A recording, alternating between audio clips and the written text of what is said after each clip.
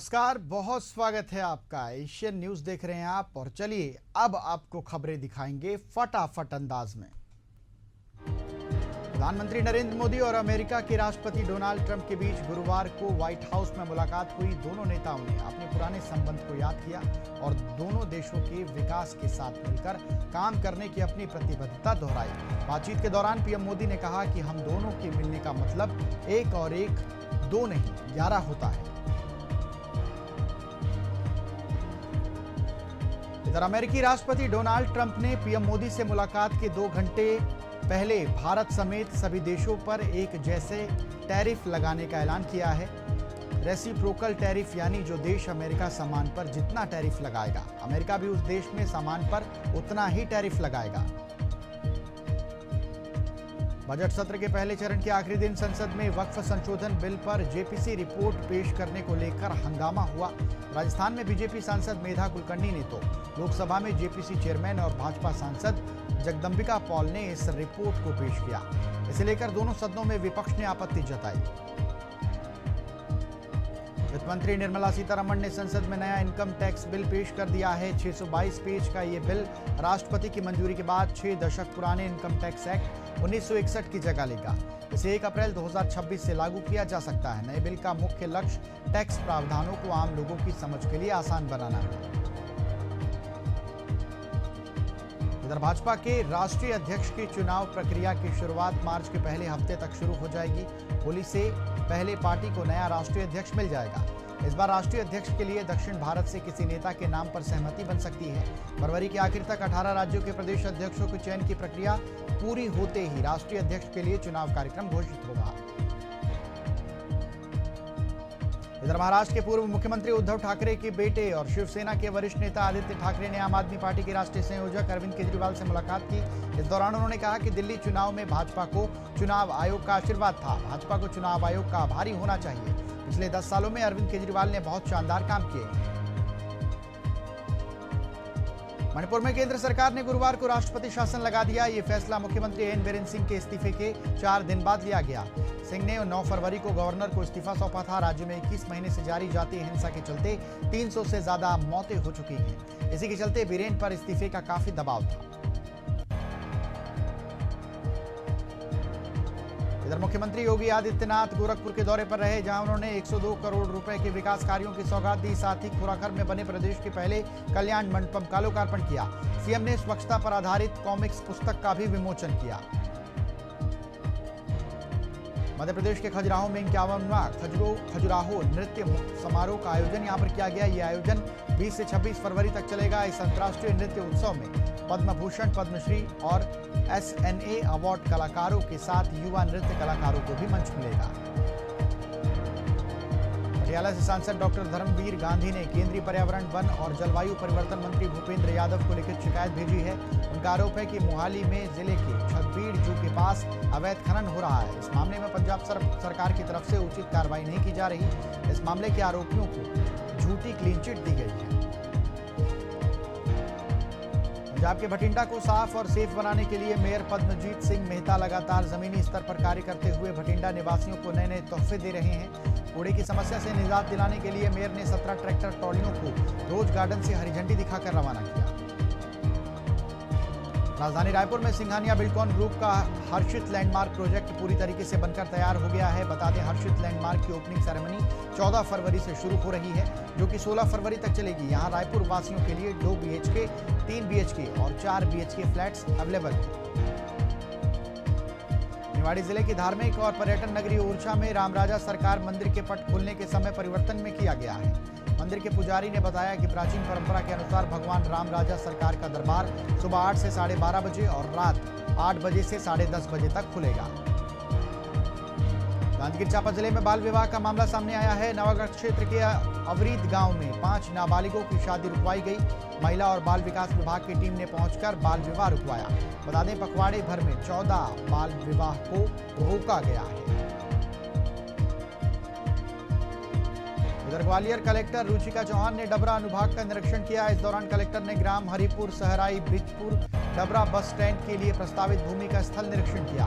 साथ ही कृषि उपज मंडी डबरा का जायजा लिया।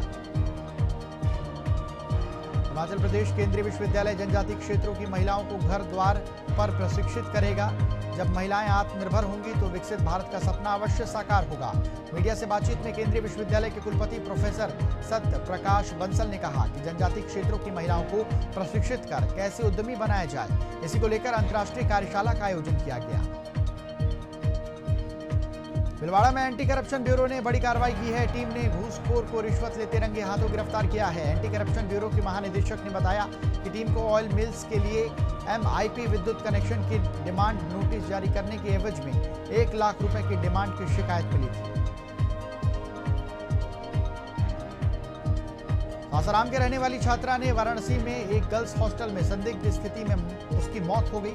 इसके बाद सासाराम के लोगों में काफी नाराजगी है। वहीं सासाराम के नगर निगम में श्रद्धांजलि कार्यक्रम का आयोजन किया, जहां मेयर पुष्पांजलि अर्पित कर छात्रा को न्याय दिलाने तक संघर्ष करने की बात कही। मध्य प्रदेश विधानसभा के उपनेता प्रतिपक्ष हेमंत कटारे का बड़ा बयान सामने आया है। उन्होंने सरकार पर हमला बोलते हुए कहा कि मुख्यमंत्री ने EOW पर दबाव डालकर विपक्ष की आवाज को दबाने का प्रयास किया। यही नहीं, विपक्ष के खिलाफ षड्यंत्र पूर्वक झूठे मामले भी दर्ज कराए। उत्तर प्रदेश के गोंडा में कूड़ा डालने के विवाद में एक व्यक्ति की निर्मम हत्या के मामले में पुलिस ने आरोपी पिता पुत्र को गिरफ्तार कर लिया है। बता दें 10 फरवरी को बहराइच रोड पर कूड़ा डालने को लेकर 2 पक्षों के बीच विवाद हुआ था। वहीं बगल में चिकन की दुकान चलाने वाले पिता पुत्र ने चाकू से युवक की निर्मम हत्या कर दी थी। गुरदासपुर में एक युवक PUBG गेम खेलने के कारण अपना मानसिक संतुलन उसने खो दिया और परिवार को नदी में कूदने की धमकी देकर भाग गया। वहीं पुलिस को युवक की लाश व्यास नदी में तैरती हुई दिखाई दी। इसके बाद उसे बाहर निकालकर परिजनों के हवाले कर दिया गया है। हनुमानगढ़ में पुलिस प्रशासन ने बड़ी कार्रवाई की। पुलिस ने करोड़ों रुपए के मादक पदार्थों का निस्तारण किया। इस कार्रवाई में करोड़ों रुपए के विभिन्न मादक पदार्थों को नष्ट किया गया। पूरी प्रक्रिया की फोटोग्राफी और वीडियोग्राफी भी की गई। बुधनी NH 146 सड़क निर्माण में ठेकेदार की बड़ी लापरवाही सामने आई। ठेकेदार ने सड़क निर्माण के लिए हरे भरे पेड़ काटने की अनुमति तो ली, लेकिन लकड़ी को वन विभाग के डिपो भेजने के बजाय एक किसान के खेत में अवैध रूप से इकट्ठा कर दिया। मामला सामने आते ही वन विभाग के अफसर हरकत में आए और लकड़ी को जब्त कर बुधनी वन विभाग डिपो में भेजने की कार्रवाई की गई। उत्तर प्रदेश के कौशाम्बी जिले में महाकुंभ और आगामी होली त्योहार को देखते हुए पुलिस अलर्ट मोड पर है। पुलिस की तरफ से अवैध शराब निष्कर्षण और विक्रय के विरुद्ध अभियान चलाया जा रहा है। इस कड़ी में पुलिस ने कच्ची शराब बनाते हुए 2 लोगों को गिरफ्तार किया है। पुलिस ने इनके कब्जे से 180 लीटर अवैध शराब और शराब बनाने के उपकरण बरामद किए हैं। उत्तर प्रदेश के बाराबंकी में 3 क्लिनिक और 1 अस्पताल को सीज कर दिया गया और अस्पताल में भर्ती सभी मरीजों को एम्बुलेंस की सहायता से सामुदायिक स्वास्थ्य केंद्र में भर्ती कराया गया। ग्वालियर के सेवानगर में नाले किनारे जुआ खेलते 11 लोगों को गिरफ्तार किया गया है। इन जुआरियों की टोली में 2 सिपाही भी शामिल थे। जुआ खेलते रंगे हाथों पकड़े जाने का पता चलने पर एसपी ने दोनों सिपाहियों को निलंबित कर दिया है। मध्य प्रदेश के धार शहर की इंद्रपुरी कॉलोनी में हनी ट्रैप का मामला सामने आया, जहां महिला ने अपने साथियों के साथ मिलकर पहले किसान से फेसबुक पर दोस्ती की, फिर उसे अपने प्रेम जाल में फंसा लिया। इसके बाद मिलने के लिए उसे धार बुलाया और अपने कुछ साथियों के साथ मिलकर किसान को बंधक बना लिया। खरगोन जिले की बड़वा पुलिस ने जंगल के रास्ते अवैध मादक पदार्थ ब्राउन शुगर की तस्करी करने वाले एक आरोपी को गिरफ्तार किया है। आरोपी के कब्जे से करीब 20 ग्राम ब्राउन शुगर बरामद कर ली गई है, जिसकी कीमत 2 लाख रुपए आंकी गई है।